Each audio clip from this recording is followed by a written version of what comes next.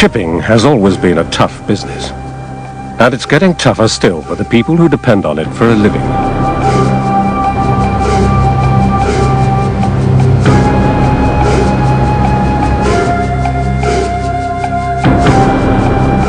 These days, largely because of the increasing use of technology, manning levels are far lower than they were a generation ago.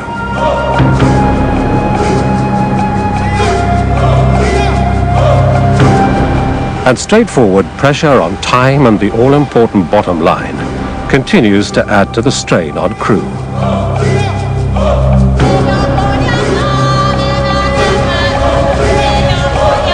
As if that weren't enough, seafarers now face the often difficult job of defending their ships against people desperate, whatever the cost, to get on board,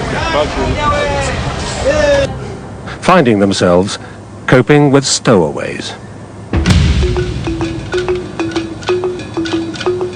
Stowaways represent a serious problem, one that is getting worse all the time.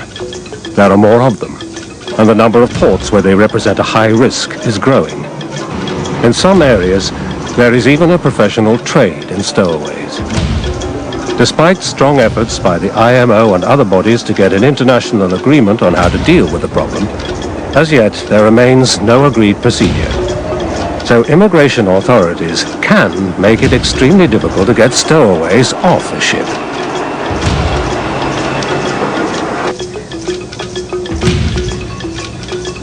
Often, stowaways are neither nationals of the country where they boarded the ship, nor of the country to which it is traveling.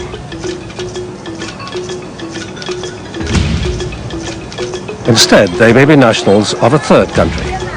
And since they often have no papers, this can make the situation even more complex and expensive to resolve. Stowaways now fall into four broad groups. The fastest growing category is that of the economic migrant, attempting to escape quite desperate poverty.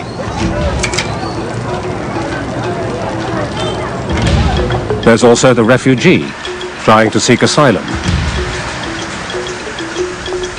The criminal. This usually means people whose crimes were committed before boarding the ship.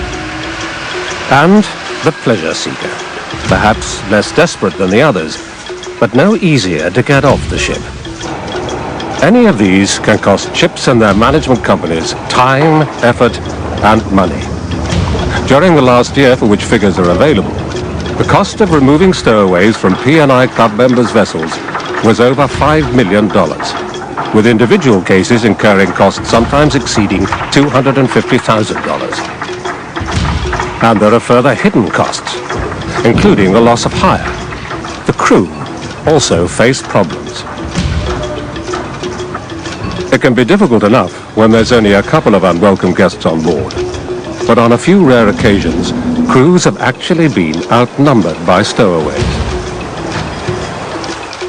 As the attitude of governments around the world hardens, the size and regularity of fines are increasing. As if that weren't sufficient, seafarers can now face jail. In Turkey, for example, ship's masters face up to 2 years imprisonment if an unreported stowaway is discovered.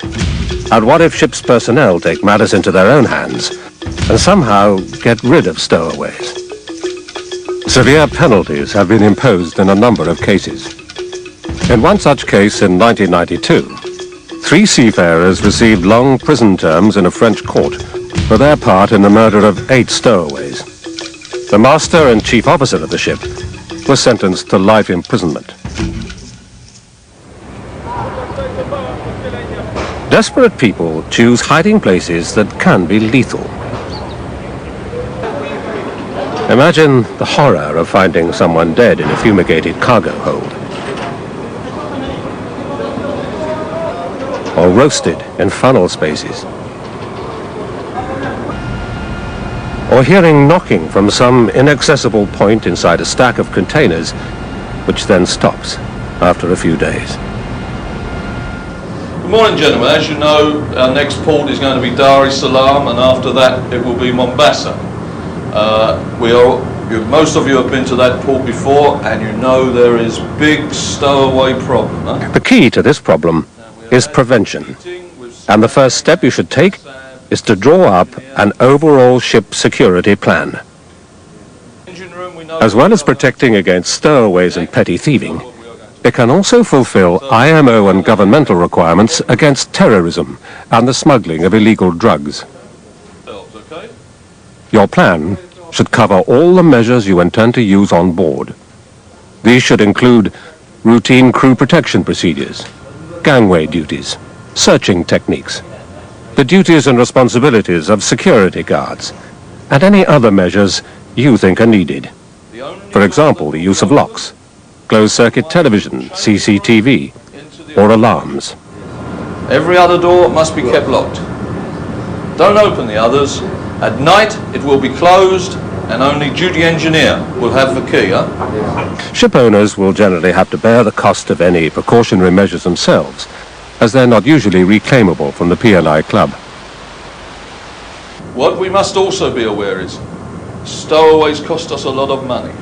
Even so, these costs are worthwhile when you compare them to the time and money it takes to resolve stowaway situations, or indeed any security problem, theft, drugs, or terrorism. There are a number of technical measures you could consider. Of these, one of the most effective is a CCTV system. If you decide to use one, sight the cameras carefully. Some cameras can still work effectively when there is very little light. This is a useful security feature. Other types of alarm can also help. Infrared sensors, acoustic and pressure alarms among them. But if these are selected, make sure they are suitable for use on board ship. Before you enter a port, make sure you gather all the information you can about any stowaway problems in the area. Use all the sources you can think of. Your company, a local agent, the port authority, industry bodies, maritime journals and newspapers. Try to get a feeling for techniques stowaways have used before in this area. For instance, bribery or posing as stevedores, hiding in containers.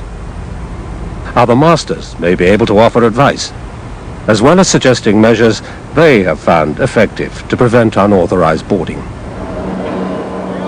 If you know that the risk at a particular port is very high, and you're at all doubtful about relying on local guards, think about using a professional maritime security officer. Check all your security measures, including any CCTV equipment, alarms and locks, before you enter port. Brief the crew on the risk of stowaways. Make sure they're primed to report anything abnormal, and that they know what you expect of them in terms of your security plan. Once you're in port, consider placing warning notices outside the ship. These should be in the local language and should make it clear that stowing away on the ship could be very dangerous. For instance, you may want to warn people that cargo holds will be fumigated with deadly chemicals. It might also be worth setting false destination notices. After all, Somalia as a destination is probably less attractive to potential stowaways than Rotterdam. Lock or guard accommodation doors, including internal doors, while the vessel is in port. If you can't use a lock, use tamper-proof or wire seals instead. They will let you know if an entry has been made. Don't open any access unless it's for an operational purpose. Close any access immediately it's not being used. And make anywhere else that could be used to gain access to the ship as secure as you can. Floodlight the ship and the surrounding area at night. Keep a 24-hour watch. Give your watchkeepers clear instructions. They should be on the lookout for boarders, especially during the night. Allocate watchkeepers to every access point, and make sure they've got a way to communicate and raise the alarm. Assign a crew member to gangway duty. Make sure they tally all boardings and disembarkations, and that they know what to do when any visitors, repairmen or stevedores want to come on board. In particular, keep accurate records of stevedore gangs. Allow them gangway access only, and if the cargo isn't being worked, clear them off the ship. Always try to control access to your ship. Keep the gangway hoisted when it's not in use, provided that you're not breaching any port or safety regulations. Organize random patrols. Ask them to check that locks are still locked and seals are still unbroken, and warn them to keep a lookout for people in unusual areas. Search the ship thoroughly before you leave port. Draw up a checklist to help you. The more dark, seemingly locked and unlikely the place, the more it'll be worth searching. If you're taking unsealed containers on board, open and inspect as many as you can. Seal them before they're loaded. Beware soft-top containers. They're popular with freelance stowaways, that is, those who aren't part of a professional gang. It's absolutely vital that you make entries in the logbook mentioning everything you've done to prevent stowaways boarding the ship. If they are found on board, the master can use his checklist to file a comprehensive report. At the very least, this will serve as a reliable source of reference. At some point, maybe even evidence in a court of law. If you discover stowaways while you're still in port, it's essential that you alert port security and the local agent straight away. Make your first priority getting them disembarked while the vessel is still alongside. Search the ship again. There may be more people hiding that you haven't found. Whatever the other imperatives, you must, if at all possible, get all stowaways off the ship before leaving port.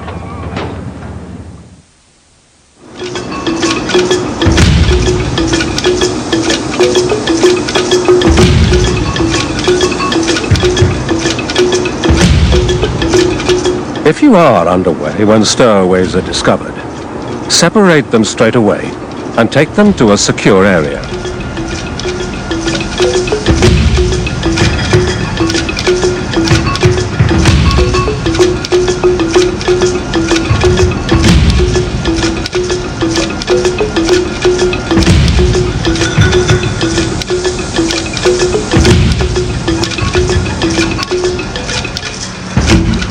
Good afternoon, sir. Afternoon. Where do you find these? Cocktail inside. Where are you from? I'm from Tanzania.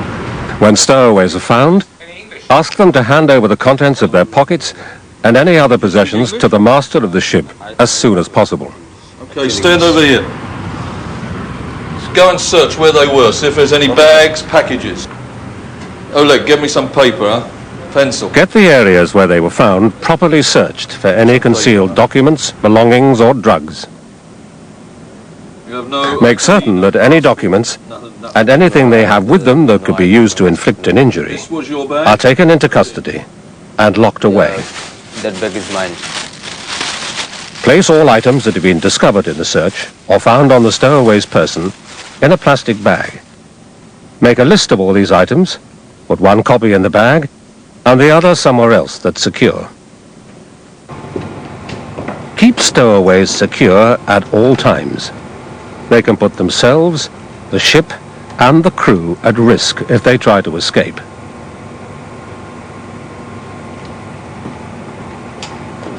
Treat all stowaways with humanity. Make sure they're given enough food and water and access to a toilet. Ensure that each one has a life jacket. Give them basic emergency training to cover things like fire or abandoning ship. In short, take appropriate measures to establish the security, general health, welfare and safety of the stowaways until disembarkation. Search the entire ship again and record the fact that you have done so in the deck log. Many stowaways are reluctant to give any information about themselves, but try to get what you can. So you went to school in... There are IMO guidelines available which list the sort of questions you should ask, as well as advising on how to treat them. Where do you go? However, the master is not an immigration officer and should always keep in mind that the individual may have suffered a great deal and be under a lot of stress.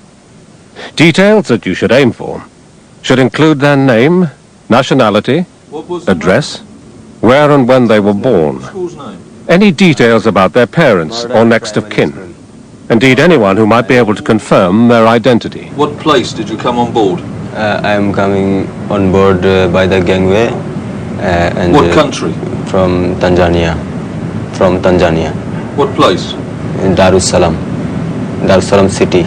Also try to find out where they boarded the ship and how they managed to do so, and what kind of stowaway it is that you're dealing with. For instance, are they asylum seekers? If possible, take a photograph of each stowaway.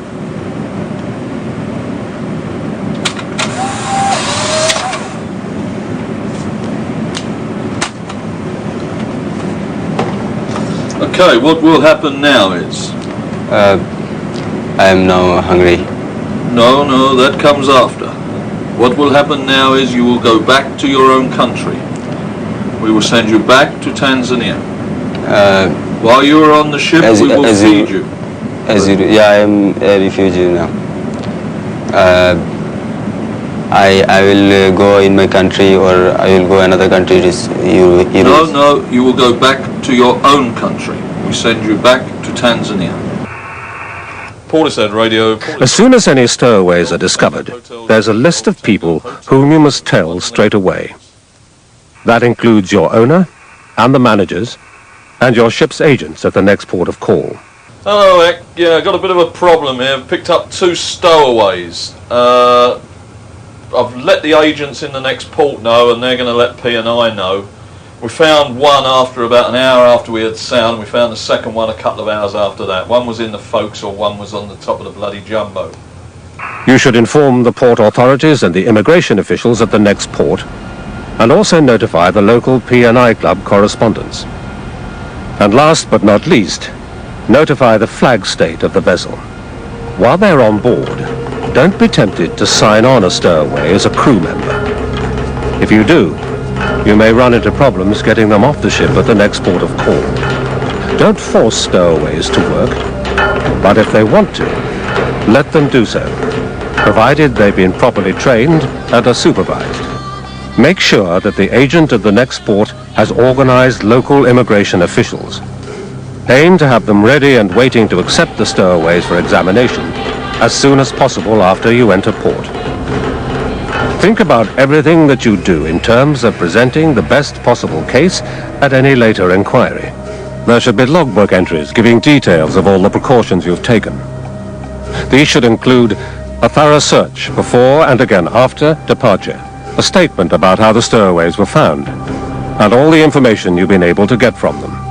If this information is well presented and shows reasonable concern and effort on your part, it may help you later to minimize the size of any fines imposed on the ship, and reduce the risk of the vessel being delayed should the shore authorities conduct an investigation.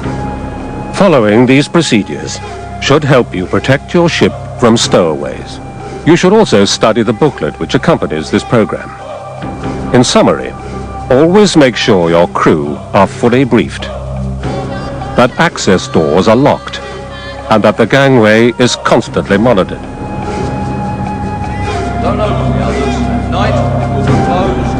Only the engineer will have However, if, in spite of all these measures, you do find stowaways, make sure you interview them, that you enter such documentation in the ship's log, that you contact the owners and other relevant parties, and that you treat them humanely and prepare them for repatriation.